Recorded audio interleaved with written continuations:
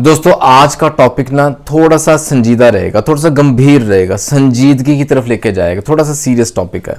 आपने शीर्षक में देखा, थंबनेल में देखा, टाइटल में देखा होगा, डिप्रेशन इन चिल्ड्रन। बच्चों में ये डिप्रेशन की दिक्कत।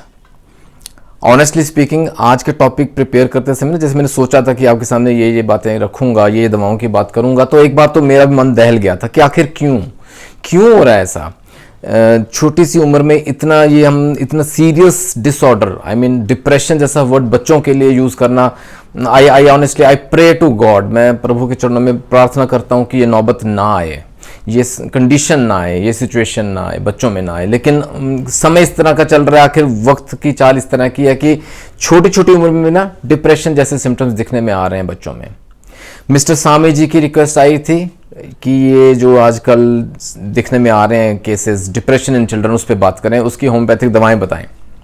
आइए दोस्तों, जनरल सा टॉपिक है लेकिन समझने वाला है। थोड़े से बहुत ही इंपॉर्टेंट बातें आपके सामने रखूंगा and I will conclude with the very important homeopathic remedies. दवाएं कुछ यहाँ मदद करती हैं होम्योपैथी में।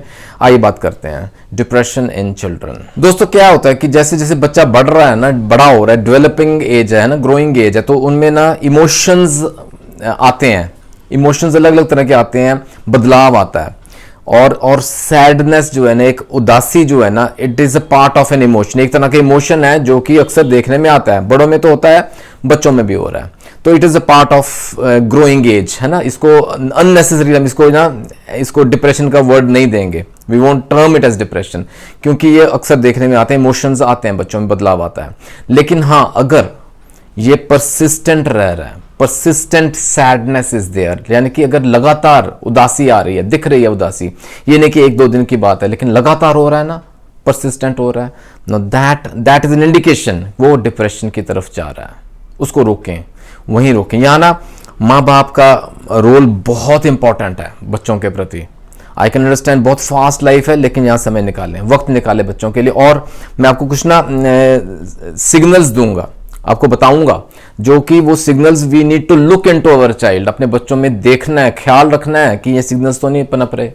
ये जो परसिस्टेंट सैडनेस है ना, लगातार उदासी रहती है, ये इंटरफियर करती है उनकी सोशल लाइफ में, इंटरफियर करती है उनके स्कूल वर्क में, इंटरफियर करती है उनकी फैमिली लाइफ में, इंटरफियर करती है, यानी कि उनकी जिंदगी में इंटरफियर करती है, हर एस्पेक्ट पे इंटरफियर करती है। तो that is a depressive illness, that is a depressive illness, that is depression. और याद रखें दोस्तों, depression is a serious illness, लेकिन but it is treatable, it is manageable. Again I would say, मैं एक बार फिर कहूंगा, come to homeopathy, the sooner the better. जब पहले सिग्नल से सिंपल्स या सिम्टम्स आने शुरू हो जाते हैं, दिखते हैं बच्चों में, इमीडिएटली कंसल्ट अ फिजिशियन, अपने फिजिशियन की सलाह जरूर लें और जितनी जल्दी हो सके होम्योपैथी अपनाएं। कुछ इंपॉर्टेंट सिग्नल्स की ध्यान रखें, सिम्टम्स का ध्यान रखें। ये अगर बच्चों में आते हैं ना, तो चौकन्ने रहें। कौन से हैं वो, ये नोट कीजिएगा। सबसे पहले तो ना बच्चा क्रैंकी हो जाता है, क्रैंकीनेस समझते हैं, या जैसे कहते हैं गुस्सैल हो गया, एंगर जो नॉर्मल से ज्यादा दिखने में आती है। और वो देर आर आउटबर्स्ट्स ऑफ एंगर, वो ना एक जैसे अंदर से दबा हुआ एंगर, गुस्सा है ना, वो बाहर निकल जाते है एकदम से। That is a very important symptom, ठीक है। सेकेंडली परसिस्टिंग सैडनेस, मैंने बताया आपको, अगर लगातार उदास रहता है बच्चा और कितने दिनों से ऐसा चलता आ रहा है, कट ऑफ हो गया। Third is like cut off कर लिया अपने आप को, सोशल विड्रॉल वी कॉल, अपने फ्रेंड्स के साथ मिक्सअप नहीं होता है, कोई आता है मिलने तो अपने आप को छुपा लेता है, he doesn't go out often.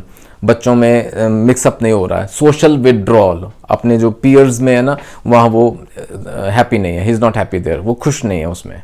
अच्छा, एक और इंपॉर्टेंट सिम्टम है, दैट इज एपिटाइट फ्लक्चुएशंस। भूख में बदलाव दिखता है बच्चों के।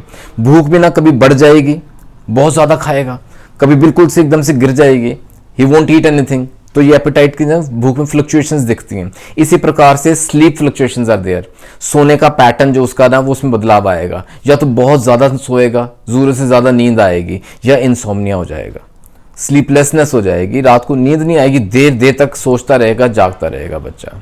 एंड याद रखिएगा, इस प्रकार के बच्चे ना कुछ नहीं, काफी हद तक आई वुड से सेंसिटिव हो जाते हैं, and they are sensitive to rejection.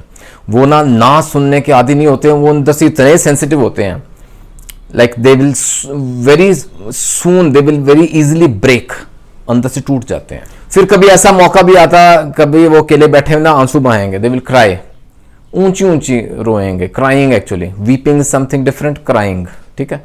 फिर फटीग दिखेगी उनमें, एनर्जी लेवल बहुत लो हो गया है। ये अलग अलग सिम्टम्स है। इट इज़ नॉट नेसेसरी कि एक ही बच्चे में सब सिम्टम्स आए, लेकिन हमने चौकन्ने रहना, अपने बच्चों का ख्याल रखना है। इनमें से कुछ भी आए, दैट इज एन इंडिकेशन कि कहीं वो डिप्रेशन की तरफ तो नहीं जा रहा। फटीग मैंने बताया, ज़रूरत से ज़्यादा थकान, हर समय पड़े रहना, कोई काम करने में ध्यान नहीं लगना।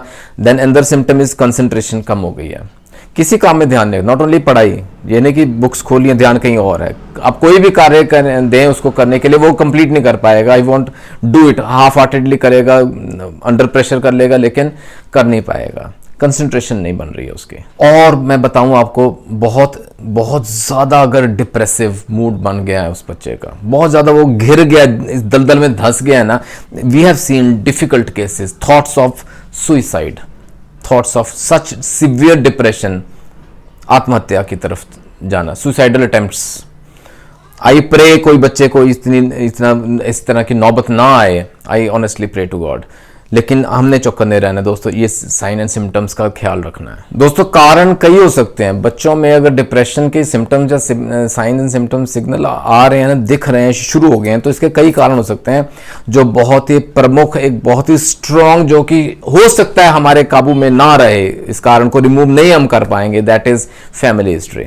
ऐसा भी देखा है, जो ब्रोकन होम्स है ना, जैसे जो बड़ों में झगड़े, फैमिली डिस्प्यूट्स है ना, डोमेस्टिक वायलेंस या कुछ इस प्रकार के, या सेपरेशन है पेरेंट्स की, कुछ इस प्रकार के हादसे, इंसिडेंट्स हुए हैं जो कि बच्चों के मन पे एक बहुत ही ज़बरदस्त एक ना असर छोड़ गए हैं, एक इफेक्ट छोड़ गए हैं। No that we can not change, लेकिन हाँ होम्योपैथी यहाँ हेल्प करेगी। आइए बात करते हैं बहुत इंपॉर्टेंट होम्योपैथिक दवाओं की। बिफोर दैट मैं आपको बताऊं, द वेरी फर्स्ट जो प्रायोरिटी पे आपने काम करना है, दैट इज साइकोथेरेपी।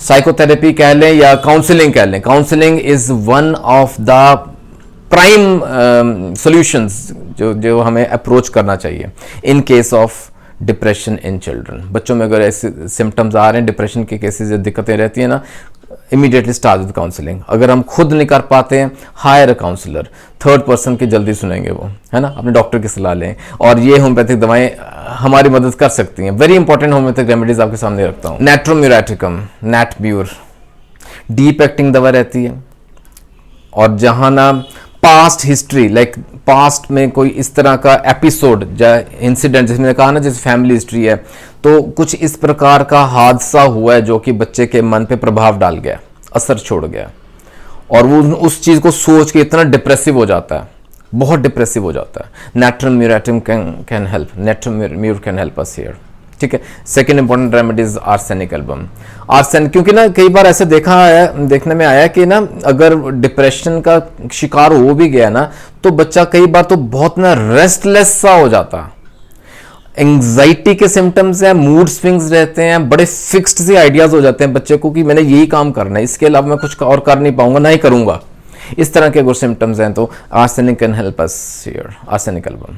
और तीसरी एक और महत्वपूर्ण दवा है carcinosin. Carcinosin is again a very deep acting remedy. इसके ऊपर अलग से वीडियोस बनाए हुए हैं मैंने, लेकिन हाँ जहाँ माइंड सिम्टम्स इस तरह के रहते हैं ना, जो डिप्रेसिव सा माइंड सेट रहता है बच्चों में स्पेशली, कार्सिनोसिन का अलग से ही रोल है।